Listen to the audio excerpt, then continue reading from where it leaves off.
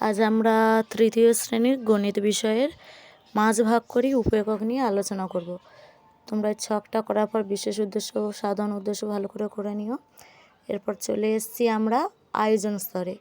এখানে দেখো শিক্ষিকা শিক্ষকের কাজ দিয়ে দিয়েছি, দলে শিক্ষার্থীদের ভাগ করেছিলাম। এখানে তোমরা যৌক্তিকতা ঠিকঠাক দেখে লিখবে। এরপর পাঠ ঘোষণা, তারপর উপস্থাপন স্তর, বিভিন্ন দলে কাজ দিয়েছি।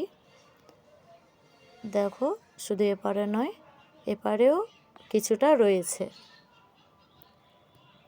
এখান থেকে দেখে নাও আমি কী দক্ষতা ব্যবহার করেছি, এছাড়া যৌক্তিকতা কী ব্যবহার করেছি। কিছু অঙ্ক করতে দিয়েছি সব শেষে, তোমরা এই সাইডে অঙ্কগুলো করে দেবে। কৃষ্ণফলকে ব্যবহার দেওয়ার পর মূল্যায়ন স্তর তো তোমরা জানো, মাস্ট বি দিতে হবে। এরপর এপারে দেখো কর্মপত্র দিয়েছি, তোমরা ভালো করে লিখে নিও। বাই।